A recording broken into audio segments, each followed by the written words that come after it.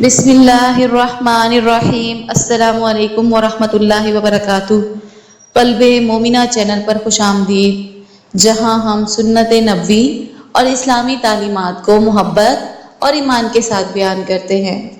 آئیے آج ایک خوبصورت حدیث سنتے ہیں جو ہمیں نبی کریم صلی اللہ علیہ وسلم کی سنت مبارکہ کا ایک حسین پہلو دکھاتی ہے۔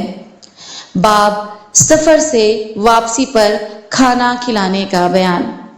حضرت جابر رضی اللہ عنہ فرماتے ہیں، جب نبی کریم صلی اللہ علیہ وسلم مدینہ تشریف لائے تو آپ نے ایک اونٹ یا گائے ذبح فرمائی۔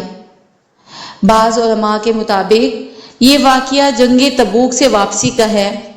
یہ حدیث ہمیں یہ سبق دیتی ہے کہ سفر سے واپسی پر اپنے عزیزوں، اہل خانہ اور صحابہ کرام کے ساتھ خوشی منانا، انہیں کھلانا پلانا سنت نبوی صلی اللہ علیہ وسلم ہے۔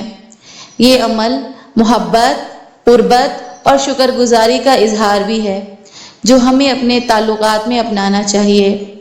اللہ ہمیں بھی نبی کریم صلی اللہ علیہ وآلہ وسلم کی ہر سنت کو اپنانے کی توفیق عطا فرمائے، آمین۔